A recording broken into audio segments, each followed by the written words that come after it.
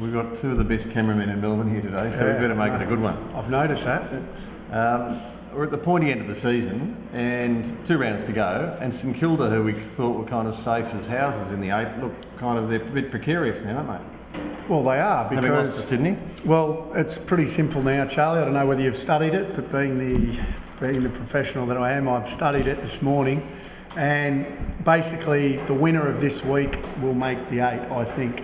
So all of a sudden, the Kangaroos are in the match of the round. Yeah. Massive game. St Kilda lose, then they have to beat. Then obviously if they beat Carlton, the Kangaroos have to win both their games, obviously, to win. But but if they can beat St Kilda and then beat Richmond, they have to win both their games.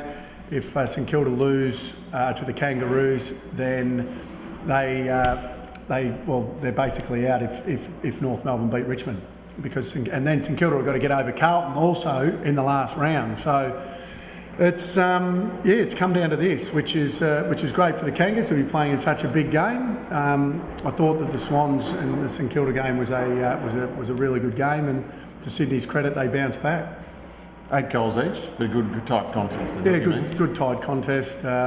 Nick Riewoldt. There's still a lot of, we talk about him sort of most weeks. He missed a couple of, important shots. Mumford goes back, kicks one that sort of seals it for Sydney. So, a great game, a game that both clubs had to win. And they've been similar club. They've been fairly similar over the years. We know that they just play good competitive football, and that's exactly what the game was. But Sydney were just too good.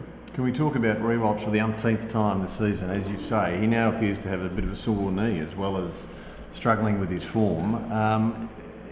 Matthew Lloyd wrote a column also in the Sunday paper saying we might have seen the best of Nick Riewoldt. He must be of some concern to St Kilda the way he's going. Only.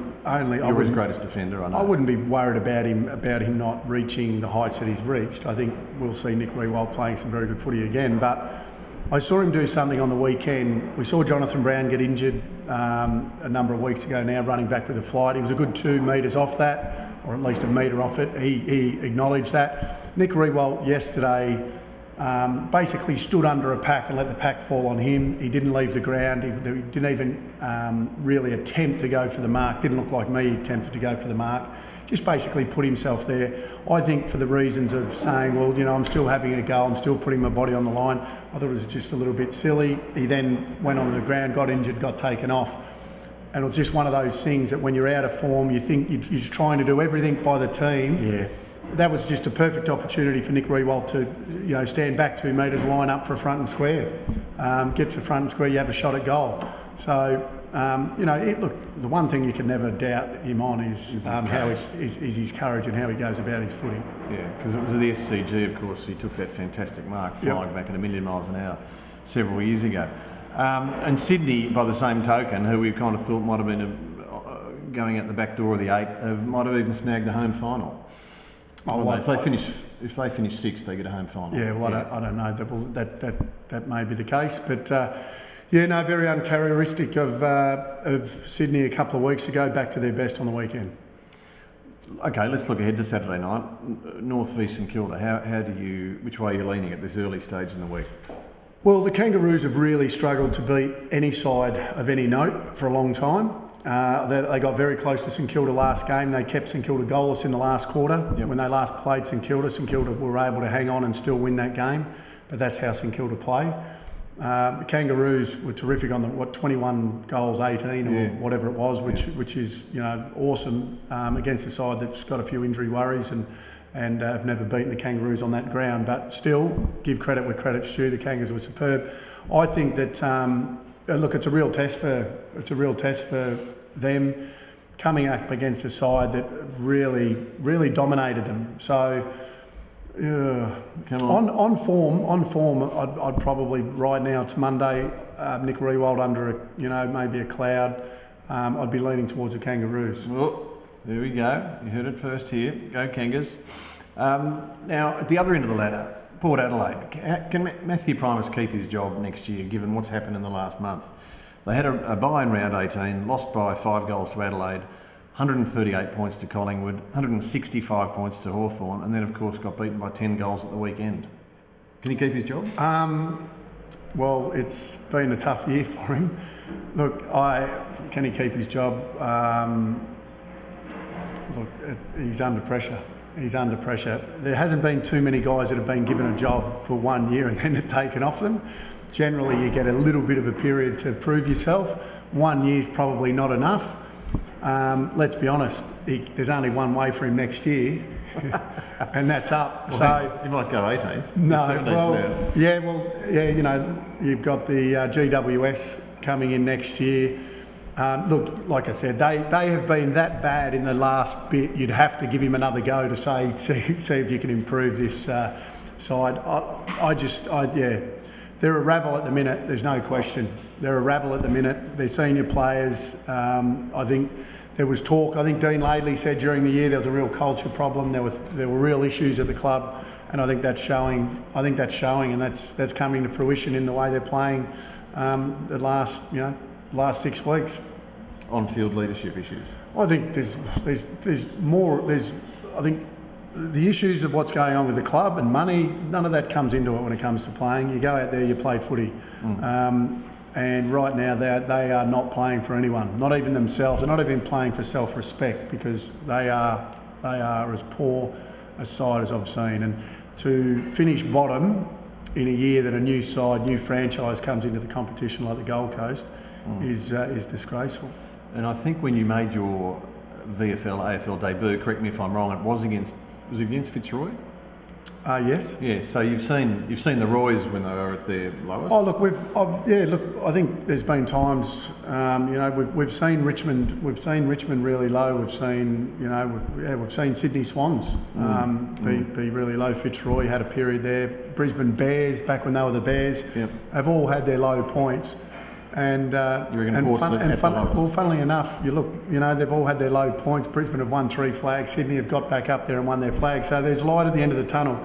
You only have to look at Richmond, who were terrible, 4 weeks ago, And the last 2 weeks, we've seen a revived Richmond playing some good footy.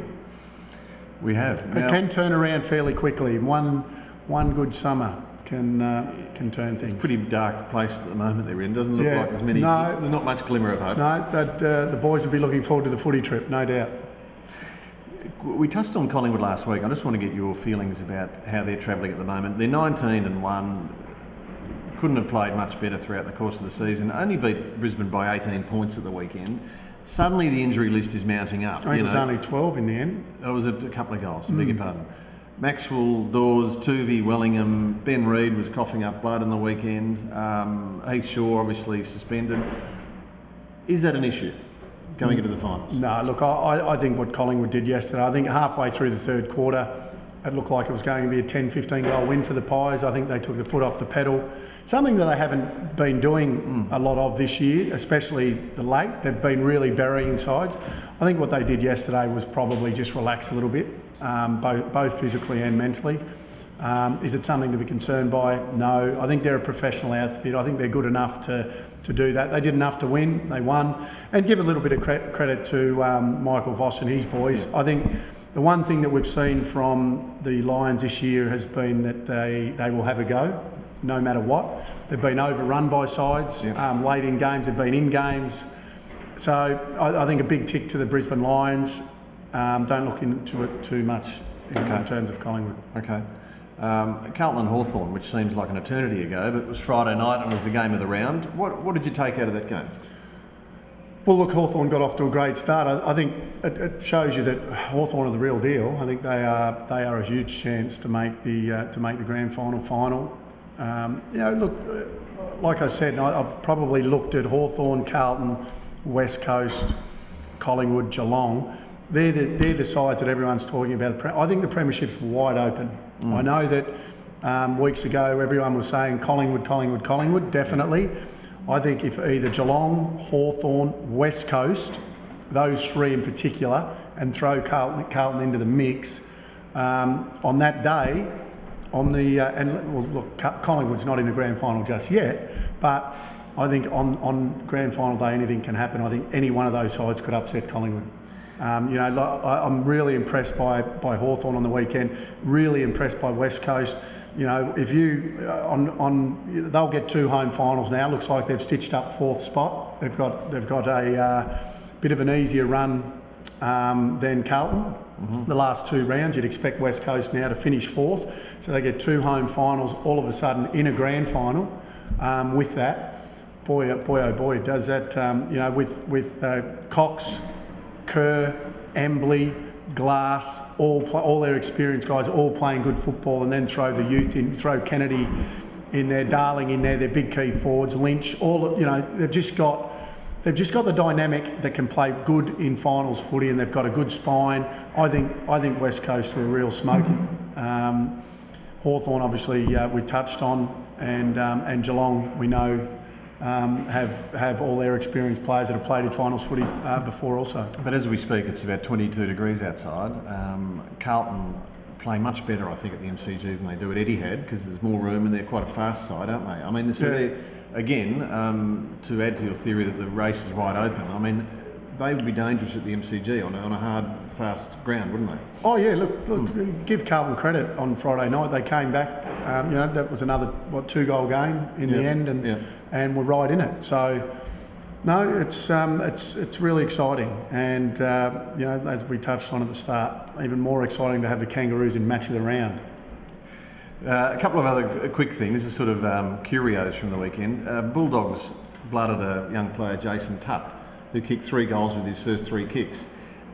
Where's he been all season? And would Rodney Eade be sitting at home watching that and kind of squirming in his seat? No, spoke to James Fantasia, and he basically said that he's been a bit of a late developer. So, you know, I'm sure if he deserved his chance, he would have got it earlier.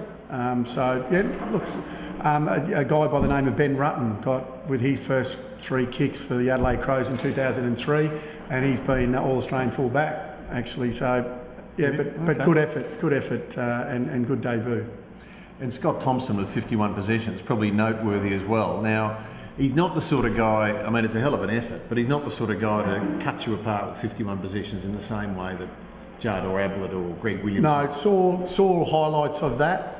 You know, a lot of short gives and things, but you know, in anyone's language, 51 possessions is an incredible effort, and you know, what a great game. You have to wonder who was playing on him. No one. Gold Coast shot Ducks.